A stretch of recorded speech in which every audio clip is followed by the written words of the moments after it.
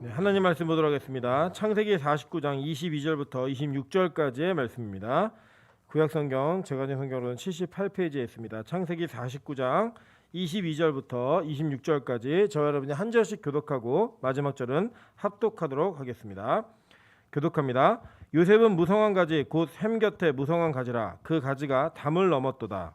활 쏘는 자가 그를 학대하며 적개심을 가지고 그를 쏘았으나 요셉의 활은 도리어 굳세며 그의 팔은 힘이 있으니 이는 야곱의 전능자 이스라엘의 반석인 목자의 손을 힘입음이라. 내 아버지의 하나님께로 말미암나니 그가 너를 도우실 것이요 전능자로 말미암나니 그가 내게 복을 주실 것이라. 위로 하늘의 복과 아래로 깊은 샘의 복과 젖먹이는 복과 태의 복이리로다. 합독합니다. 내 아버지의 축복이 내 선조의 축복보다 나아서 영원한 산이 한없음 같이 이 축복이 요셉의 머리로 돌아오며 그 형제 중 뛰어난 자의 정수리로 돌아오리로다. 아멘. 네, 주변에 있는 분들에게 이렇게 인사하도록 하겠습니다. 이 더운 날 당신을 보니 너무나 시원해집니다. 네, 하나님의 마음을 시원케 하는 것처럼 우리가 성도들의 마음을 시원케 하는 은혜가 있었으면 좋겠습니다. 오늘 방송으로도 얼굴을 대면하는 분들 진짜 보고 싶습니다. 근데 우리가 빨리 이 사태가 좀 마무리가 되어서 함께 예배할 수 있는 날이 속히 올 수 있도록 기도해 주셨으면 좋겠습니다. 네, 오늘은 창세기 49장 22절부터 26절까지의 말씀을 가지고 입양자가 양자로라는 제목으로 하나님 말씀 증거하도록 하겠습니다. 오늘 간지에 날짜가 잘못 나갔습니다. 이 간지 그 날짜를 좀 수정해 주셨으면 좋겠습니다. 지금 우리가 12아들들에 대한 스토리를 배우고 있습니다. 이 12아들을 축복한 야곱의 축복을 통하여 하나님께서 이 땅 가운데 우리 교회의 모습이 어떻게 이루어지고 어떻게 진행될 것인지를 하나님은 예언하셨습니다. 그리고 그것을 축복이라고 분명하게 말씀하셨습니다. 그 중에 우리는 지난 시간에 우리 요셉에 대한 내용들을 배웠는데 이 요셉이라는 사람은 하나님께 받은 그리고 또 아버지에게 받은 그 축복과 은혜를 통하여 두 지파를 이루게 됩니다. 그래서 이 제가 지난 시간에 설명드린 것처럼 미리 예고드린 것처럼 요셉을 살펴보면서 에브라임과 므낫세를 살펴보겠다라는 말씀을 드렸습니다. 그렇게 할 수 있는 근거는 우리 신명기 33장 13절부터 17절을 보도록 하겠습니다. 요셉에 대하여는 일렀으되 원하건대 그 땅이 여호와께 복을 받아 하늘의 보물인 이슬과 땅 아래에 저장한 물과 태양이 결실하게 하는 선물과 태음이 자라게 하는 선물과 옛산의 좋은 선물과 영원한 작은 언덕의 선물과 땅의 선물과 거기에 충만한 것과 가시떨기나무 계시던 가운데에 계시던 이에 은혜로 말미암아 복이 요셉의 머리에 그의 형제 중 구별한 자의 정수리에 임할지로다. 그는 첫 숫송아지 같이 위엄이 있으니 그 뿔이 들소뿔 같도다. 이것으로 민족들을 받아 땅 끝까지 이르리니 곧 에브라임 자손은 만만이요 므낫세의 자손은 천천이로다라고 얘기합니다. 이 장면은 모세가 죽기 전 신명기에서 자신이 이끌었던 이스라엘 백성들을 각 지파별로 나누어 축복하는 장면 가운데 진술되어진 하나님의 예언이었고 계시였습니다. 그 가운데 요셉에 대한 이야기를 하면서 마무리는 어떻게 하고 있죠? 에브라임 자손은 만만이요 므낫세는 천천히로다 라고 얘기하면서 이 요셉이라고 하는 요셉 지파를 에브라임과 므낫세로 구분하여 보는 것, 이것을 이야기하고 있는 것들을 우리가 보게 됩니다. 그래서 오늘은 이제 에브라임 그리고 다음 주간에는 므낫세를 살펴보고 그 뒤에 베냐민을 살펴보면서 총 13지파죠. 그러니까 왜 13지파인지는 이제 요셉이 나눠지기 때문에 그거는 제가 나중에 다시 한번 설명을 드리고요.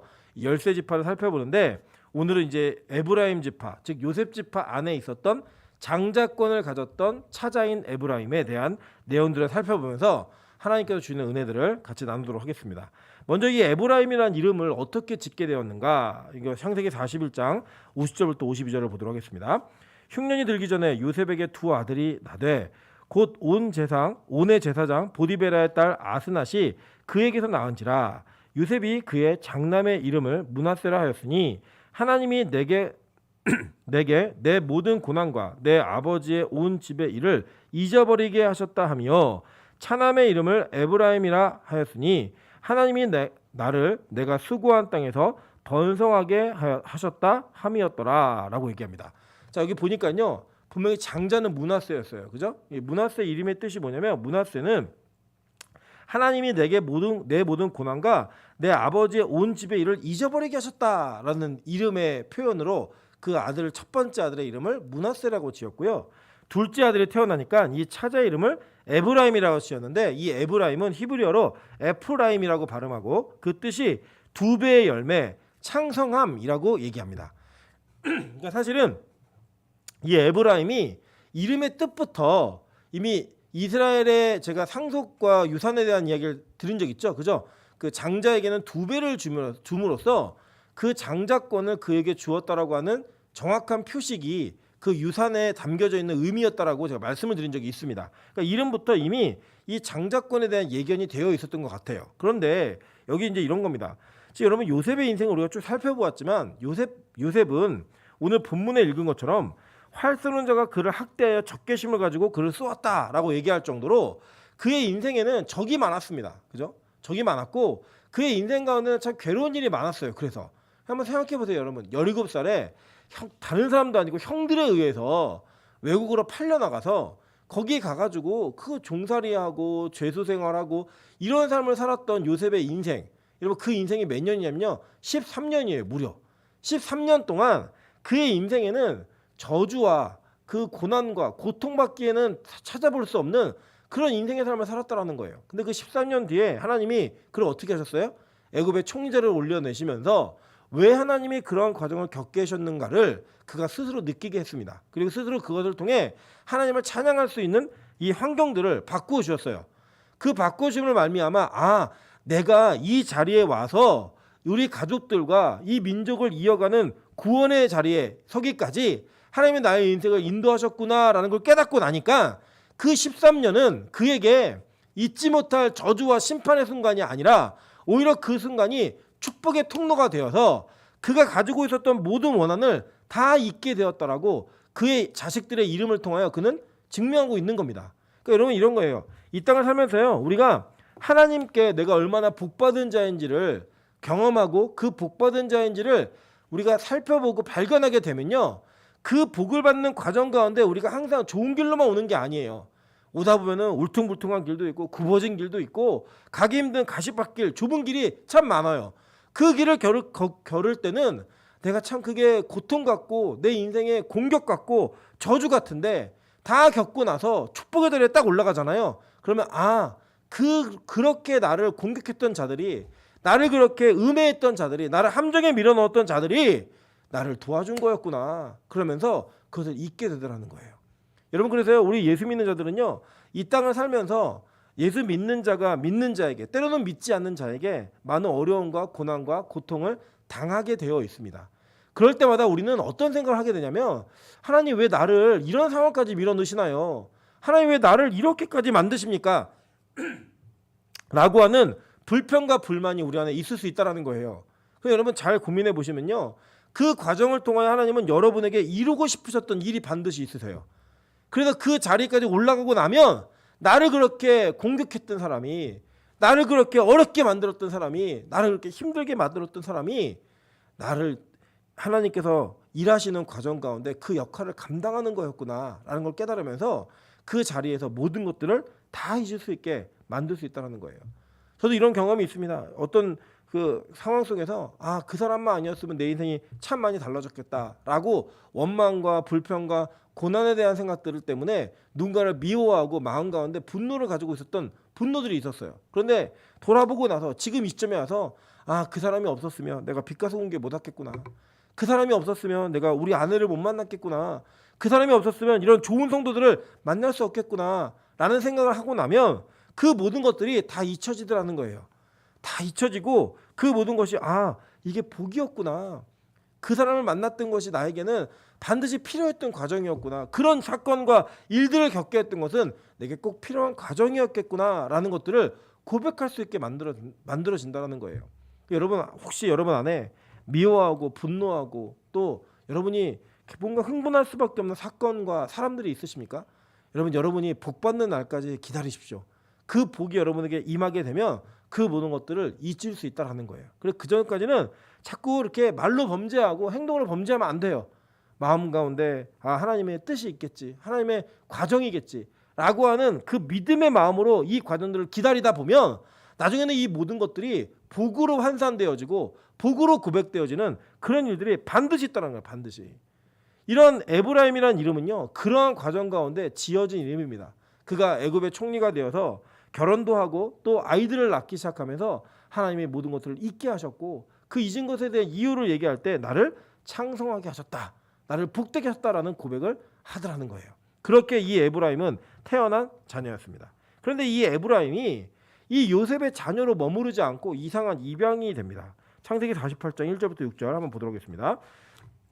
이 일 후에 어떤 사람이 요셉에게 말하기를 내 아버지가 병들었다 하므로 그가 곧 두 아들 므낫세와 에브라임과 함께 있으니 어떤 사람이 야곱에게 말하되 내 아들 요셉이 내게 왔다 하매 이스라엘이 힘을 내어 침상에 앉아 요셉에게 이르되 이전에 가나안 땅 루스에서 전능하신 하나님이 내게 나타나사 복을 주시며 내게 이르시되 내가 너로 생육하고 번성하게 하여 내게서 많은 백성이 나게 하고 내가 이 땅을 내 후손에게 주어 영원한 소유가 되게 하리라 하셨느니라. 내가 애굽으로 와서 내게 이르기 전에 애굽에서 내가 낳은 두 아들 에브라임과 므낫세는 내 것이라. 르우벤과 시므온처럼 내 것이 될 것이요 이들 후에 내 소생은 내 것이 될 것이며 그들의 유산은 그들의 형의 이름으로 함께 받으리라 라고 얘기했어요.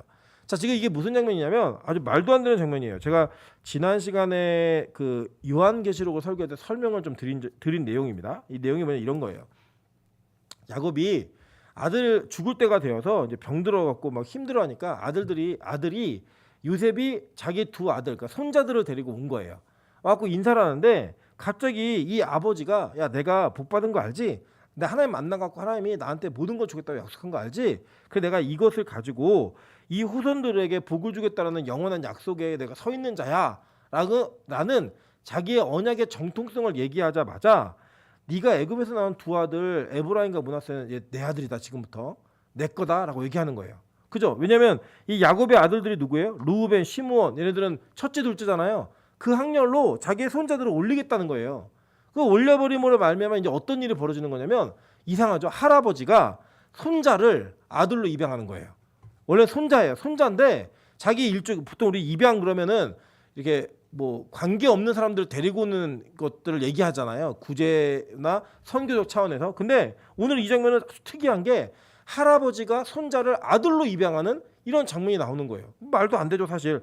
말도 안 되는 장면인데 말도 안 되는 장면이 이루어져요. 이루어지면서 이 두 손자가 아들이 되는 거예요.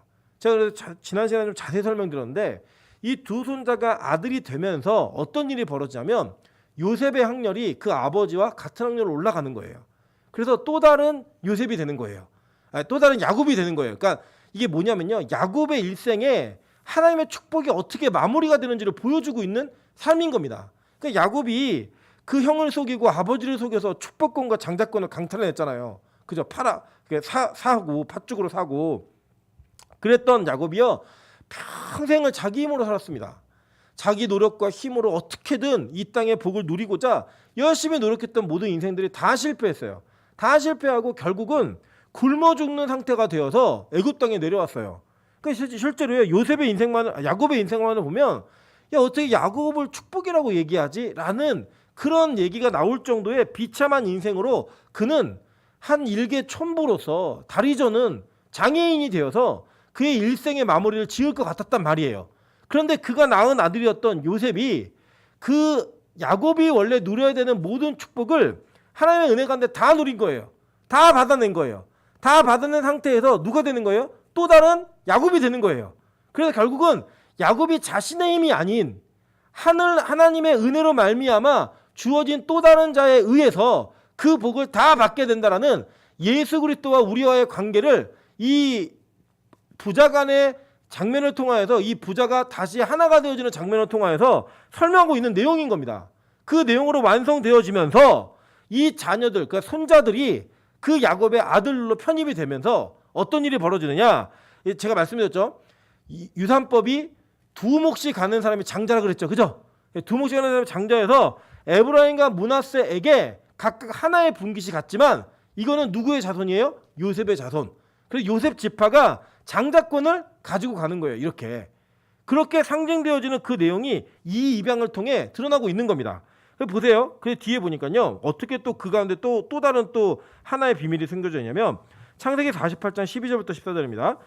요셉이 아버지의 무릎 사이에서 두 아들을 물러나게 하고 땅에 엎드려 절하고 오른손으로는 에브라임을 이스라엘의 왼손으로 향하게 하고 왼손으로는 므낫세를 이스라엘의 오른손에 향하게 하여 이끌어 그에게 가까이 나아가매. 이게 뭐냐면 이제 아버지에게 무릎 사이에서 아들들 몰리고 입양을 한 다음에 축복하는 그 장면 가운데 오른쪽에다가는 므낫세를 그 왼쪽에다가는 에브라임을 갖다 밀어 넣은 거예요. 왜냐면 므낫세가 장자였기 때문에 이 이스라엘 사람들은 오른손의 권능 이렇게 얘기하지 왼손의 권능 이렇게 얘기를 안 해요.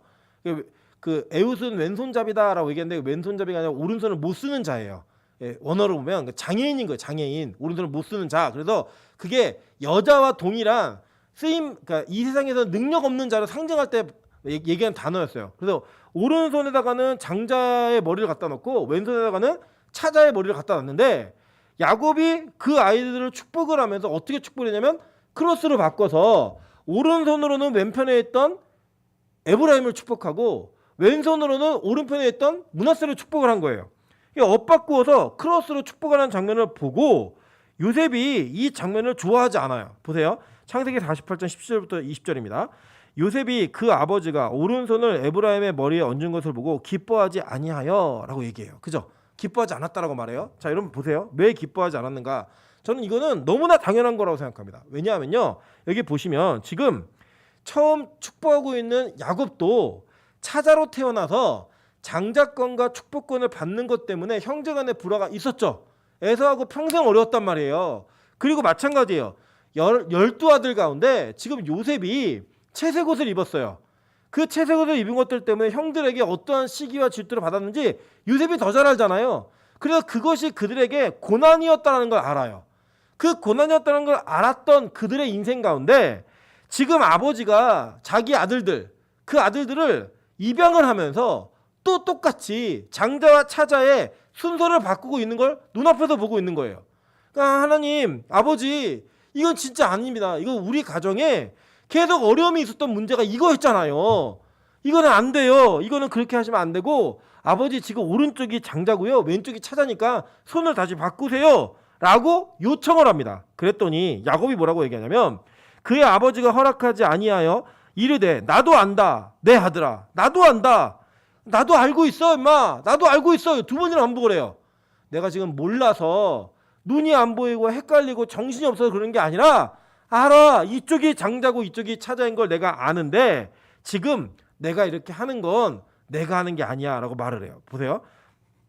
나도 안다. 나도 안다. 그도 한 족속이 되며 그도 크게 되려니와 그의 아우가 그보다 큰 자가 되고 그의 자손이 여러 민족을 이루리라. 그날에 그들에게 축복하여 이르되 이스라엘이 너로 말미암아 축복하기를 하나님이 내게 에브라임 같고 므낫세 같게 하시라 하며 에브라임을 므낫세보다 앞세웠더라 라고 얘기해요. 이거를요 히브리서 기자가 해설을 해주고 있습니다. 히브리서 11장 21절입니다. 믿음으로 야곱은 죽을 때 요셉의 각 아들에게 축복하고 라고 얘기해요. 자, 여러분 이거 보시면 이런 거예요. 지금 야곱의 인생에 우리가 야곱 그러면 생각나는 건 많으시죠, 그죠?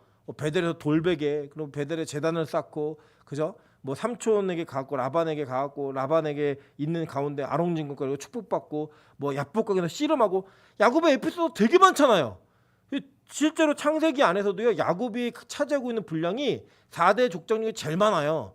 제일 많은 야곱의 모든 인생 가운데 히브리서 기자가 믿음으로 그들이 살았던 것을 평가하면서 얘기하고 있는 단 한 가지의 내용이 뭐냐면 믿음으로 야곱은 죽을 때 요셉의 각 아들 누구예요? 에브라임과 므낫세에게 축복했다라는 얘기를 써놓고 있더라는 거예요.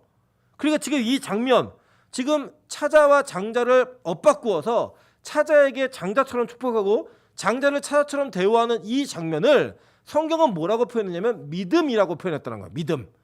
그러면서 그 지팡이의 머리를 의지하여 경배하였으며 라고 얘기해요. 힘이 없어갖고 지팡이에다 머리를 대고 경배할 정도의 그런 극한 상황 가운데서 지금 뭘 했느냐, 믿음으로 그 아들들의 순서를 바꾸어서 축복했다라고 얘기하고 있는 거예요. 여러분 잘 보세요. 성경은 아주 일관성 있게 이 세상의 장자들을 기각합니다. 이 세상의 장자들을 도외시하고 이 세상의 무능한 차자들을 계속적으로 선택하면서 하나님의 복과 언약이 어떻게 이어지는지를 설명하고 있는 거예요. 그런데 여러분, 우리는 이 땅에서 뭐가 되고 싶죠?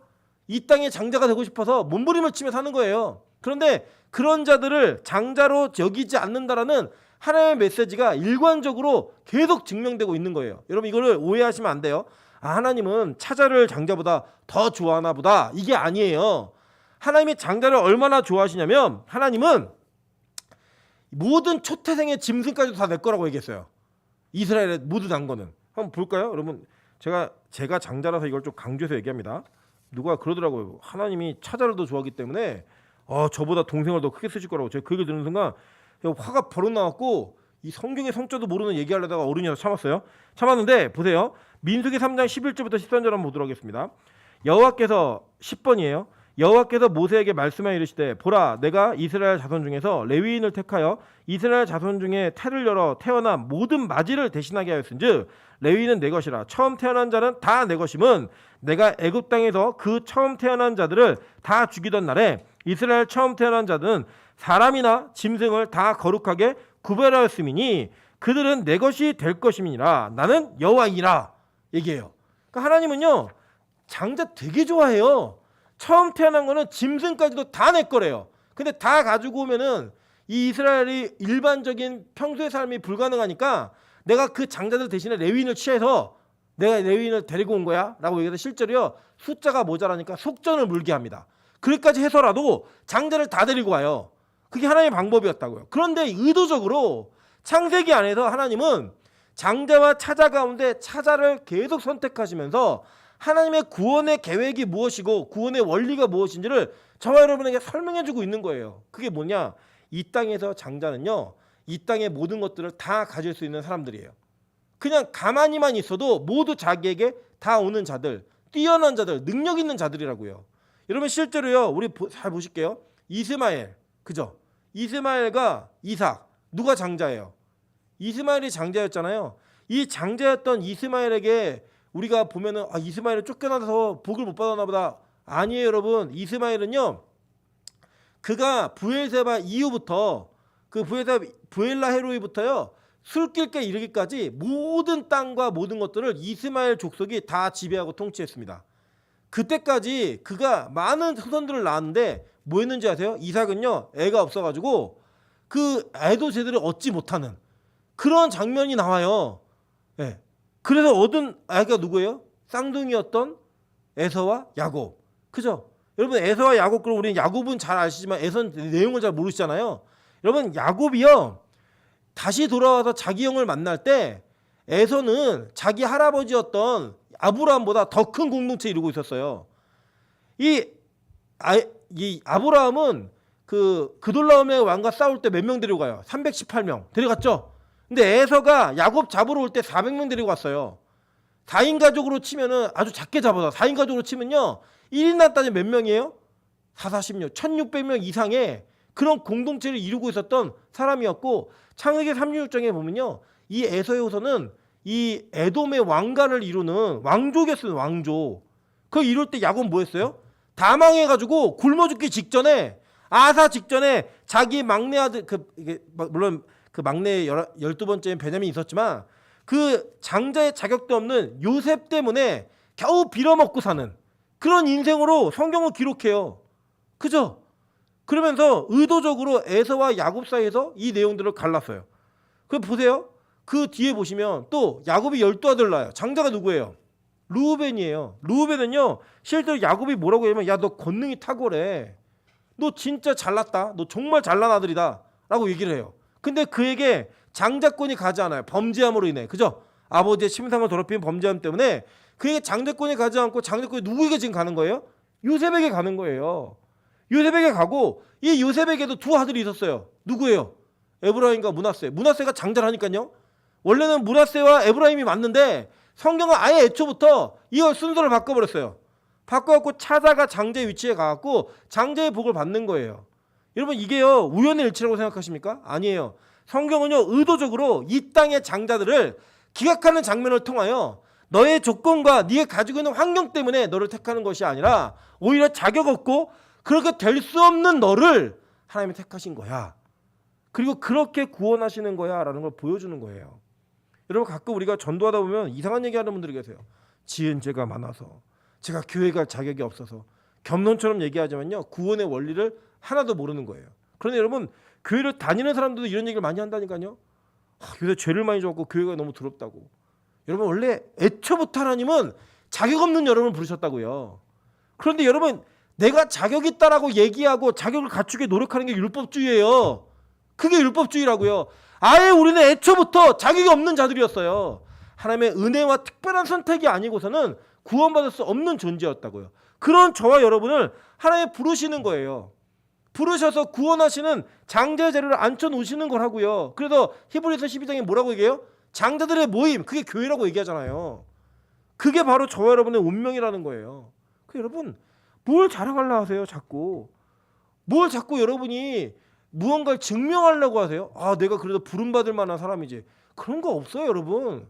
이 땅에서요 우리는 아무 자격 조건이 없는 존재인데 하나님의 특별한 선택으로 말미암아 우리가 선택받은 자가 되어서 장자의 위치로 가는 거예요. 그게 바로 저와 여러분의 모습이라는 거예요. 베드로서 1장 10절에서 11절에 그래서 이렇게 얘기합니다. 그러므로 형제들아 더욱 힘써 너희 부르심과 택하심을 굳게 하라. 너희가 이것을 행한 즉 언제든지 실족하지 아니하리라. 이같이 하면 우리 주 곧 구주 예수 그리스도의 영원한 나라에 들어감을 넉넉히 너에게 주시리라 라고 얘기해요. 이게 무슨 뜻이냐면 이런 거예요. 너네 원래 자격 없는 애들이야. 그래서 택함 받은 거니까 그러니까 이 부르심과 택하심을 더 굳건하게 하기 위해서 말씀을 따라 사는 삶을 노력해서 살아봐. 이 얘기를 하는 거예요. 여러분 제가 이제 보니까 아주 재밌는 그 에피소드가 나오더라고요. 우리 요새 제가 슬기로운 의사생활 이 드라마를 열심히 보고 있는데 거기 나오는 한 배우의 인생을 얘기해 주는데 그 배우가 어느 날 대학을 졸업하면서 그 데뷔하기 위해서 여러 군데 이력서를 냈대요. 이력서를 냈는데 한 번에 연락이 와갖고 가서 그 연락을 통해서 그 데뷔를 해갖고 성공적인 이 배우에서의 길을 건 거예요. 근데 나중에 걸었던 그에게 에피소드를 얘기해 주, 비하인드 스토리를 얘기해 주는데 원래는 이 합격자 명단이 아닌 불합격자 명단에 그 사람 이름이 있었는데 그 사람 이름이 곽씨예요. 그래서 첫 번째인데 이 업무 담당자가 헷갈려가지고 불합격자들에게 합격했다고 전화를 한 거예요. 그래서 제일 처음에 있으니까 그 전화를 한 거예요. 전화를 했는데 막상 전화해놓고는 아니에요라고 말하기 힘드니까 그냥 이 사람 서류를 여기다 옮겨준 거예요. 합격자로. 그래갖고 왔는데 그 데뷔가 된 거예요. 그게 누구냐면 이제 여러분 궁금해하실까봐 별로 중요한 거 아니에요. 익준이 동생이 익순이 그 여자 곽선영 이 여자는 원래는 불합격자였는데 이 합격자가 된 거예요. 그 얘기를 듣고 나서부터 이 사람이 자기 무대에 최선을 다했다는 거예요. 원래 서류 면접에서 떨어진 자인데 자기가 우연찮게 말도 안 되는 실수에 의해서 붙은 거예요. 그러니까 내가 이게 우연이 아닌 운만이 아닌 내 실력을 증명해야겠다. 최선을 다해서 열심히 했다는 거예요. 그렇게 우리 보고 살라는 거예요. 너네 원래 자격 없는 애들이야. 너네 구원받을 수 없는 자들이야. 근데 하나님 택하셨어. 그러니까 그 부르심을 굳세게 하게 힘써서 그 말씀을 따라 살아볼래? 이 권면하는 거예요. 지금 베드로가. 그래야 넉넉함이 있게 된다라고. 보세요. 로마서 8장 14절부터 10절입니다. 무릇 하나님의 영으로 인도함을 받는 사람은 곧 하나님의 아들이라. 너희는 다시 무서워하는 종의 영을 받지 아니하고 양자의 영을 받았으므로 우리가 아빠 아버지라고 부르짖느니라 라고 얘기해요. 자 여기 보니까요. 지금 이 바울이 구원의 원리를 설명하면서 로마서에서 이렇게 얘기하는데 우리가 하나님의 영을 받아서 우리가 하나님의 아들이 되었대요. 그리고 이 양자의 영을 받았으므로 우리가 아빠 아버지라고 부른대요. 하나님을.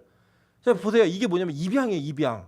여러분 이 지금은요. 양자 제 양자래 그러면 뭔가 핸디캡 뭔가 되게 어려운 환경 뭔가 이게 말할 수 없는 스토리 이런 게 있는 슬픔의 스토리로 우리가 보통 이해를 하잖아요. 근데 이 로마 시대에는요. 어떤 사람이 양자가 되었냐면 이 가문을 이어야 되는데 아들들이 없거나 아들들이 좀 시원찮아요. 그럼 이 아버지가 아예 똑똑한 놈을 양자로 들여가지고 자기 집안을 이어가는 후대로 선택을 해요. 그러면 그렇게 선택된 것은 남들이 볼 때 쟤는 적통이 아니야 이렇게 말하지 않아요. 그 당시 로마 사회는 그런 사회가 아니었어요. 그 양자는 그 집안의 모든 권력을 다 물려받는 사람이 되는 거예요. 대표적으로 여러분 로마 시대 가장 유명한 양자가 누군지 아십니까? 로마의 초대 황제인 옥타비아누스예요. 이 사람은 율리우스 카이사르의 양자였어요. 양자여서 이 카이사르가 자기가 이제 갑자기 암살을 당해요. 브루스트 너 맞아 이거 얘기하는 장면 있잖아요. 갑자기 암살을 당했는데 그의 유서를 열어보니까 그 양자로서 옥타비아누스 선택을 했고 모든 권한을 다 물려줘요. 그래서 이 카이사르가 남겨진 모든 명예와 모든 유산들을 그가 다 물려받아서 로마의 초대 황제가 돼요. 로마 초대 황제가 양자였다니까요. 그 정도의 개념 속에서 지금 이 얘기를 하는 거예요. 그러니까 이 시대의 양자는 막 부끄러움과 핸디캡이 아니라 오히려 영광스러움이에요. 와, 하나님이 나를 양자로 택해서 아빠 아버지라고 부르게 하셨네. 그 어느 날 아저씨가 아빠가 되는 거예요. 여러분 생각해 보실래요? 네. 이재용 회장이 여러분을 양자로 삼는다. 저는 형이라고 안 부르고 아빠라 부를 거예요. 나이 차이 얼마 안 나지만 아버지 부를 거예요. 만약에 그런 일이 있다면 여러분 안 그러시겠어요? 빌 게이츠가 여러분을 양자로 삼겠다. 그럼 영어로 father 부르는 거죠. daddy 그럼 가는 거죠 그냥. 뭘 망설여요. 그분이 절 양자로 택하겠다는데 이 세상에서 무언가 힘이 있고 무언가를 가진 자가 여러분을 양자로 삼겠다도 여러분 기쁘시잖아요. 그죠? 근데 하나님이 그걸 하시겠다. 하나님이. 그렇게 하셨대요. 그래서 우리가 하나님 아버지라고 부르는 거예요. 하나님 아버지라고 우리가 거침없이 서슴없이 부르는 거라고요. 이게 양자의 영을 받은 사람들의 특징이에요. 그래서 계속 보실게요. 성령이 친히 우리의 영과 더불어 우리가 하나님의 자녀인 것을 증언하시나니 자녀이면 또한 상속자 곧 하나님의 상속자요 그리스도와 함께한 상속자니 우리가 그와 함께 영광을 받기 위하여 고난도 함께 받아야 할 것이니라 라고 얘기하면서 우리가 성령으로 말미암아 양자의 영을 받아 하나님을 아버지라고 부를 때 예수 그리스도와 공동 상속자가 되는 거예요. 그 공동 상속자가 되어가지고 예수와 함께 영광을 받기 위해서 뭘 같이 받는 거예요? 고난도 함께 받는 거라고요. 이 정도의 고난을 받는 것은 장차의 영광이 지금의 고난과 좋게 비교할 수 없기 때문에 현재의 고난은 장차의 영광과 좋게 비교할 수 없는 그 은혜가 있기 때문에 이 고난을 받으라는 거예요. 고난을 경험하라는 거예요. 여러분 이렇게요. 양자되면요. 복이에요. 복. 어마어마한 복이라고요. 지금 그 야곱이 자기가 선조에게 받았던 모든 것들을 물려받을 적통 장자로 지금 누굴 택하는 거예요? 에브라임을 택하는 거예요. 차자였던. 심지어는 11번째 아들의 차자였던 에브라임이 왕이 되는 거예요. 하나님의 우리 보통 조선의 역사, 조선왕조실을 읽어보시면 가끔 우연찮은 상황 가운데 정말 왕이 될 수 없는 사람이 그 왕이 되는 경우가 있잖아요. 그런 것처럼 지금 정말로 하나님의 택함을 받아서 장자의 위치에 오를 수 없는 자가 장자로 오르게 되는 자가 누구였어요? 에브라임이었다고요. 에브라임. 이 에브라임은 그래서 이스라엘의 장자로서 이 역할을 감당하게 되는 겁니다. 그래서 보세요. 이 장자에게 주신 축복과 이 은혜는 가만히 있다고 얻어지는 게 아니에요. 여호수아 17장 14절부터 18절을 보도록 하겠습니다. 요셉 자손이 여호수아에게 말하여 이르되 여호와께서 지금까지 내게 복을 주심으로 내가 큰 민족이 되었거늘 당신의 나의 기업을 위하여 한 제비 한 분깃으로만 내게 주심은 어찌함이니까 이렇게 물어요. 자, 이게 무슨 장면이냐면 실제로 요셉 자손 그러면 에브라임 지파, 므낫세 지파를 합하는 거예요. 제가 정확한 숫자 아닌데 8만 5천이 넘어요. 그래서 전체 이스라엘 지파 가운데 제일 큰 지파예요. 이 두 지파가 합하면 요셉 지파가 제일 큰 지파인데 이 지파가 지금 여호수아에게 나가는 거예요. 여호수아는 에브라임 지파 사람입니다. 나가가지고 뭐라고 얘기하냐면 나는 되게 큰데 왜 나는 제비 하나밖에 안 뽑게 했어요? 이걸 물어요. 그랬더니 여호수아가 네가 큰 민족이니까 에브라임 산지가 너무 너기에 좁다면 지금부터 브리스 족속과 르바인 족속과 족속의 땅 살림에 올라가서 스스로 개척하라라고 얘기를 해요. 그랬더니 요셉자손이 또 물어요. 또 얘기해요. 그 산지는 우리에게 넉넉하지도 못하고 골짜기 땅에 거주하는 모든 가나안 족속에게는 벳스안과 그 마을들에 거주하는 자이든지 이스라엘 골짜기에 거주하는 자이든지 다 철병거가 있나이다라고 얘기해요. 그 뭐냐면 그거 우리 다 가져도 좁고요. 거기에 사는 애들은요 철병거가 있어요. 이렇게 얘기를 해요. 그랬더니 여호수아가 다시 요셉 족속 곧 에브라임과 므낫세에게 말하여 이르되 너는 큰 민족이요 큰 권능이 있은즉 한 분기만 가질 것이 아니라 그 산지도 내 것이 되리니 비록 살림이라도 내가 개척하라. 그 끝까지 내 것이 되리라.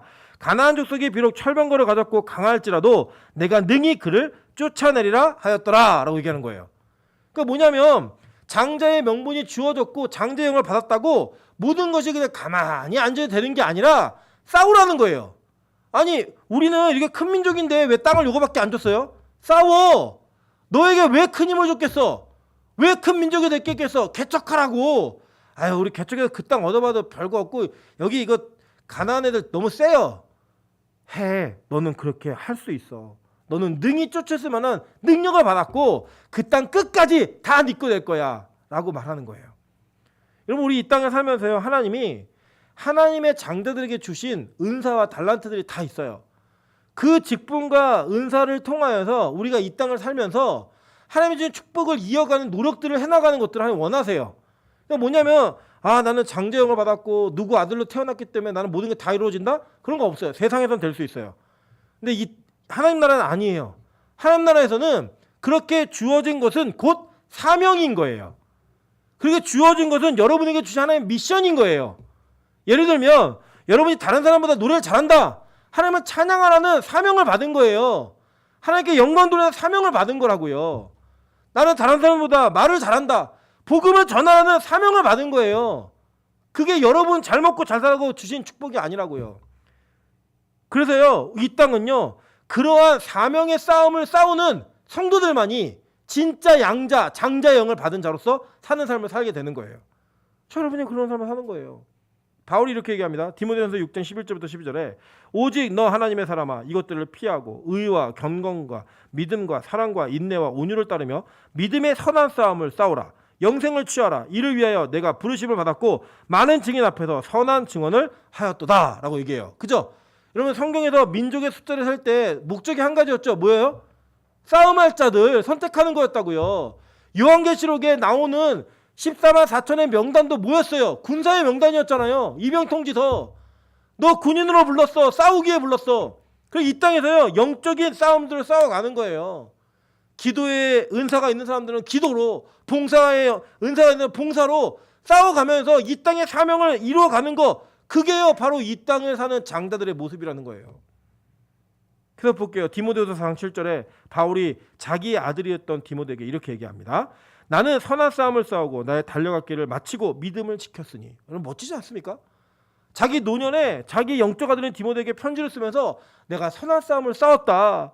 그리고 나의 달려갈 길을 마치고 믿음을 지켰다. 내 사명이 끝났어 라고 얘기하는 거예요. 그러면서 얘기하는 거예요. 이제후로는 나를 위하여 의의 면류관이 예비되었으므로 곧 의로우신 재판장이 그날에 내게 주실 것이며 내게만 아니라 주의 나타나심을 사모하는 모든 자에게도니라 라고 얘기해요. 야, 내가 이렇게 선한 싸움을 싸우고 마쳤어. 이제 나는 사명 다 했거든. 난 이제 죽어도 여한이 없어. 하나님 나를 위해 면류관을 예비해놨거든. 근데 이게 나뿐이 아니라 주의 나타나심을 사모하는 모든 자들에게도 다 마찬가지야. 무슨 얘기예요? 너도 싸워. 이 얘기잖아요. 그죠?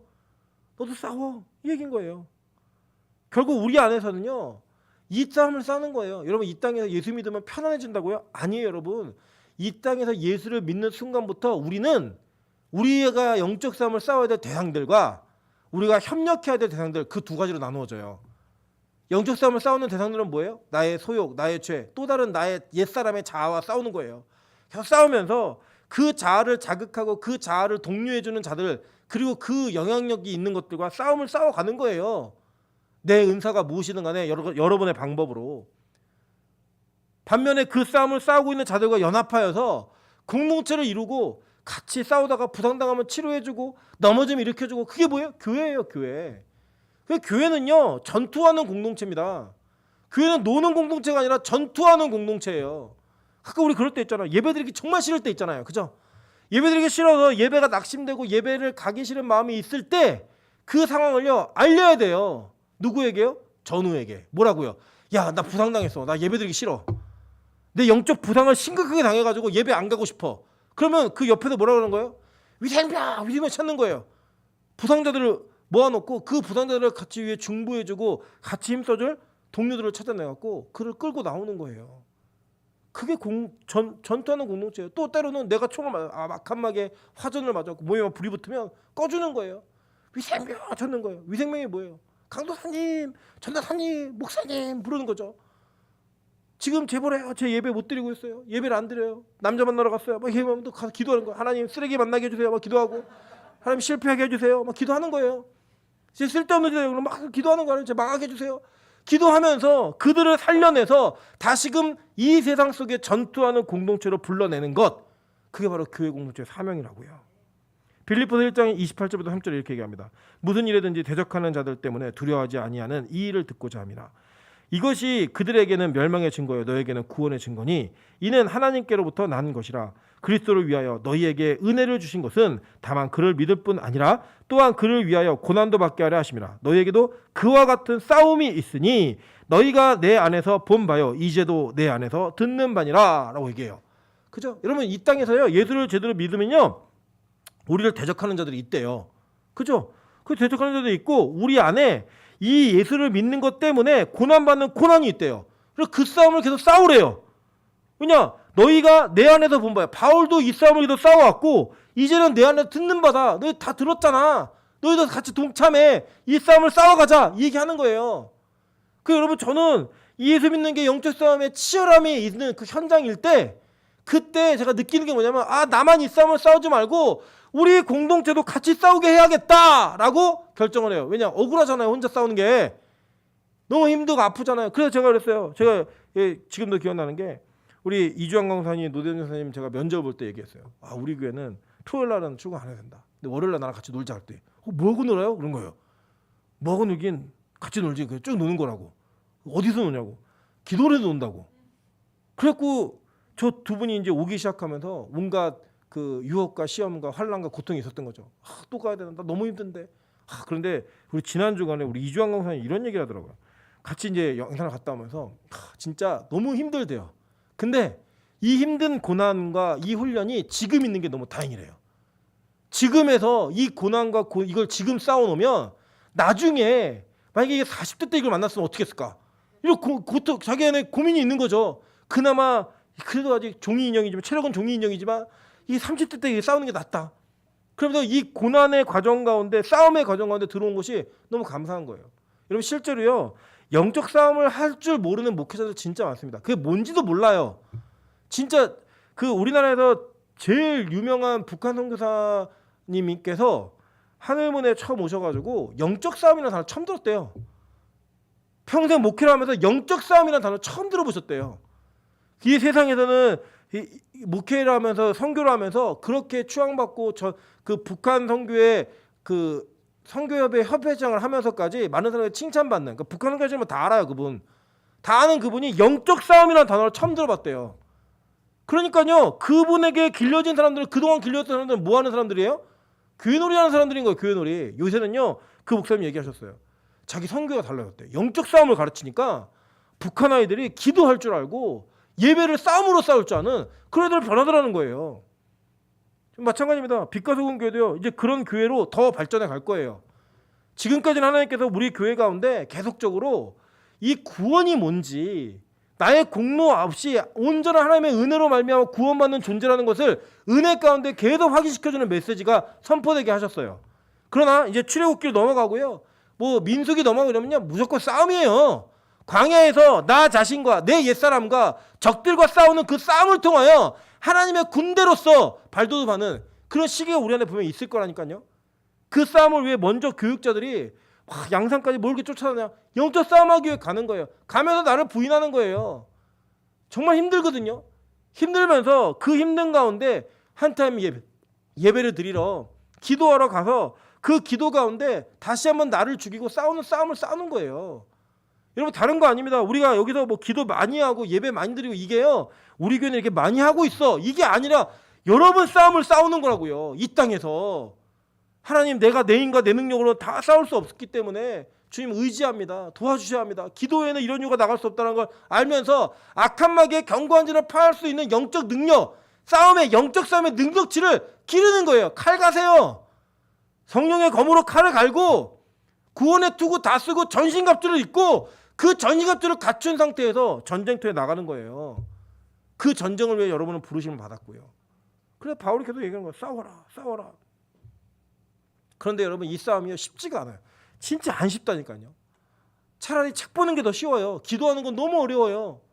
그래서 이 기도와 이 싸움과 영적 싸움의 현장을 게을리하다 보면 우리는 장자로서의 직무유기를 할 수밖에 없다라는 거예요. 실제로 에브라임은 그 장자로서의 직무유기가 있었어요. 보세요. 사사기 1장 29절입니다. 에브라임이 게셀에 거주하는 가나안 족속을 쫓아내지 못하매 가나안 족속이 게셀에서 그들 중에 거주하였더라. 섞여 사는 거예요. 영적성 안 싸우니까 그냥 좋은 거다 그러고 타협하면서 살아가는 거예요. 우리가 이때는 그러잖아요. 아이, 야, 열심히 했는데 이 정도는 봐주시겠지. 아, 이거는 하나님이 안 건드실 거야. 그런 여러분 안에 가나안 백성들 아직 있지 않아요? 다 죽이라 그랬는데 아직 있는 거예요. 한 이것만은 내가 좀 있으면 좋겠네요. 이건 좀 내가 안 하면 좋겠네요. 이런 거예요. 이런 거. 실제로 에브라임 지파가요. 어떤 일을 하냐면 그들이 그 기드온이 싸울 때 싸우는 걸 알았어요. 기드온의 300용사가 싸울 때 싸우는 걸 다 알았는데 그들이 싸울 때는 지켜보다가 다 싸우고 기드온이 이기고 돌아오니까 야, 너 왜 싸울 때 우리 안 불렀어? 얘기해요. 기드온은 또 이 므낫세 지파여가지고 에브라임한테 눌리는 게 있는 거예요. 약간 눌리니까 아이, 형님 끝물이 우리 만물보다 낫잖아요. 그 왜 그런 거 갖고 시비 거세요? 형님 때도 이긴 거 다 압니다. 그래서 수그려요. 그럴 때 그렇지. 그러면 지나가요. 그런데요, 두 번째 입다, 이 갓지파거든. 입다는 이 야생마 같은 사람이에요. 홍길동. 이 갓지파였던 이 입다가 싸우고 돌아왔는데 에브라임이 똑같은 짓을 해요. 너 왜 싸울 때 우리 안 불렀어? 우리 무시하는 거야? 그때 너 일로 와봐. 그러면서 난리. 입다가요 싸그리에서 모조리 막 쓸어버리는데 어떻게 쓰냐면 강 나루토에서 이 나루토를 건너간 사람한테 시켜보는 거예요. 씨볼레 슈볼레 이 발음이 있거든요. 그게 뭐냐면 너 쌀 해봐. 살 그럼 죽이는 거예요. 그냥. 우리나라로 얘기하면 경상 사람들이 이게 쌍시옷 발음 못하잖아요. 쌀 해봐. 근데 살 그러면 죽여. 그래요. 딱 죽이는 거예요. 그렇게 죽여가지고요 몇 명이 죽느냐? 42,000명이 죽어요. 보세요. 사사기 17번이에요. 사사기 12장 6절입니다. 그에게 이르기를 쉿볼렛이라 발음하라 하여 에브라임 사람이 그렇게 바로 말하지 못하고 쉿볼렛이라고 발음하면 길르앗 사람이 그를 잡아서 요단강 나루턱에서 죽였더라. 그때 에브라임 사람의 죽은 자가 42,000명이었더라 라고 얘기해요. 안 죽으려면 여러분 쌀 연습하세요. 쌀 연습하시면 돼요. 다 죽인 거예요. 다 죽였는데 시편에서요 이 장면을 그대로 얘기해주는 구절이 나와요. 시편 78편 9절부터 11절입니다. 16번 한번 볼게요. 에브라임 자손은 무기를 갖추며 활을 가졌으나 전쟁의 날에 물러갔도다. 그들이 하나님의 언약을 지키지 아니하고 그의 율법 준행을 거절하며 여호와께서 행하신 것과 그들에게 보이신 그의 기이한 일들을 잊었도다 라고 얘기해요. 여러분 이런 거예요. 우리가 하나님의 은혜 가운데 막 은혜 받고 변화 받고 처음에는요 뭐든 다 할 것 같아요. 주를 위해 나의 삶을 다 내놓을 것 같더라고요. 그런데 시간이 지나서 조금만 우리가 그 은혜의 감격이 떨어지기 시작하면 어떤 일을 해요? 자손은 무기를 갖추고 있었고 활을 가졌어요. 능력이 있다고요. 주신 은혜가 있다고요. 은사와 사명이 있다고요. 근데 전쟁의 날에 물러가는 거예요. 왜냐? 여호와의 기이한 일을 잊어버렸기 때문에. 그래서 예불에 맨날 얘기는 왕년 얘기만 하는 거예요. 야, 우리 어떤 지파인 줄 알지? 우리 장 잡고 있는 지파야. 나 힘 있어. 알지? 실제 싸우지 않아요. 그래서 싸우지 않으니까 그의 은사와 그가 가지고 있는 전투력이 점점점 쇠퇴가 돼가지고 갓지파에 있다가 죽일 때 반항도 못하고 42,000명이 죽었다니까요. 그런 일들이 벌어져요. 그런 일들이. 여러분 적어도 교회 안에서 목사가 강도사보다 기도 많이 해야죠. 강도사가 전도사보다 더 열심히 해야죠. 그런 모습이 있고 그런 능력이 있는 것들이 갈고 닦아져서 더 오래된 신앙이면 신앙일수록 자기의 무기가 얼마나 날카롭고 이 세상과 싸워 이길 수 있는 힘이 있는 걸 보여줄 수 있어야죠. 마찬가지입니다. 장로님, 권사님들 더 기도 많이 하셔야 됩니다. 예배 가운데 누구에게도 밀리지 않는 예배 영성이 있으셔야 돼요. 헌신하고 봉사할 때도 누구에게 뒤처지지 않는 최선의 앞장섬이 있어야 된다고요. 그게 진짜 믿음이에요. 그리고 그걸 보여주고 그걸 얘기해 주는 게 그걸 위해서 직분을 선택해주고 직분을 주어지는 겁니다. 우리 후반기에 교회가 나중에도 광고 드리겠지만 임직식을 할 거예요. 이제 장로님도 권사님도 더 새롭게 세워질 그런 분들이 계시겠죠. 그분들이 올해 연차가 됐기 때문에 아니에요. 더 많이 싸울 수 있는 최선을 다해 이 싸움을 싸워갈 수 있는 승리의 전략을 알고 있는 거예요. 그래 뭐예요? 기도해라. 이럴 땐 기도해야 된다. 이럴 때 연합해야 된다. 이럴 때 이런 마음을 가져야 된다라는 싸움의 노하우를 알려줄 수 있어야죠. 누가 저한테 그걸 묻더라고요. 그분도 이제 목회하는 분인데 자기는 자기의 성도들이 하늘문에 가서 기도하면서 원장의 영향을 너무 많이 받으니까 신경 쓰인대요. 저한테는 어떻게 그걸 해결하는 거 물었길래 제가 그랬어요. 아니 마음을 좀 넓게 가지면 안 되겠냐고. 우리 이주영 강도사, 노대현 전사 여기 설교할 때 내 얘기 안 한다고. 우리 목사님 보고 은혜 받다 이런 얘기 안 한다고. 원장 얘기만 한다고. 그런데 나는 그 두 사람이 더 큰 영적 거성을 만나서 더 성장하면 우리 교회 유익이라 생각한다고. 그게 왜 질투하고 그게 속상할 일이냐. 그게 은혜 아니겠냐. 그리고 그 싸움을 싸워가는 방법을 알려줄 수 있는 어른이 있다는 게 얼마나 감사하냐. 마찬가지예요. 우리 권사님들 장로님들에게 우리 청년들이 영적인 문제가 생기면 가서 물을 수 있어야 돼요. 권사님 어떻게 기도해야 됩니까? 장로님 이런 문제 어떻게 해야 됩니까? 이런 공동체가 이루어져야 되고 우리 중고등부 아이들이 청년부 형 누나한테 물어야 돼요. 아 누나 이런 고민이 있는데 이모 이런 고민이 있는데요. 어떻게 해야 되죠? 물을 수 있어야죠. 그런 것들이 전도되어지는 교회, 그게 장자들만이 모인 교회라고요. 하나님께 은혜와 특수한 권한과 특수한 능력을 받은 자들의 온전한 모습, 그게 교회 공동체의 모습이라고요. 그래서 히브리서에서는 교회를 장자들의 모임이라고 얘기하는 거예요. 저는 저와 여러분이 장자가 되기를 주님의 이름으로 축원합니다. 그런데 뭐 했어요? 물러간 거예요. 안 싸우는 거예요. 싸우기 싫은 거예요. 그렇게 헌신하기 싫은 거예요. 희생하기 싫은 거예요. 그게 무슨 직분자예요. 그게 무슨 목회자예요. 제가 마음에 계속 짐이 되는 게 뭐냐면 우리 교회를 위해서 정말 최선을 다해 기도해주는 권사님이 우리 교회는 강단에서부터 희생이 부족해서 하나님이 더 맡기고 싶은데 그걸 못 맡기고 계시다는 거예요. 그래 뭘까? 우리 교육자들과 함께 뭐 차기도를 해야 되나 뭘 해야 되나 제가 고민이 되게 많아요. 어떤 희생이 하나님께 우리 요구되는 거지? 어떤 희생을 해야 되는 거지? 어떻게 우리가 더 앞서야 되는 거지? 그 여러 가지 방법들을 찾고 있어. 방법들을. 하나님 뭡니까 이게? 어떻게 해야 되는 겁니까? 정말 그러한 이야기 하나가 들렸을 때 경각심이 있어야 되는 경각심이. 저는 마찬가지입니다. 오늘 이 말씀을 통하여 직무유기를 하고 있었던 우리 빛가성교의 모든 사람들에게 느껴지는 직무유기가 있다면 다시 헌신하는 그런 은혜의 시간이 되기를 주님으로 축원합니다. 다시 나의 사명과 내가 부름받은 그리고 내가 장자로서의 첫 번째 선택받은 그 은혜의 감격이 무엇인지를 회복하셔야 되는 거예요. 그게 첫사랑을 회복하는 거예요. 첫사랑을.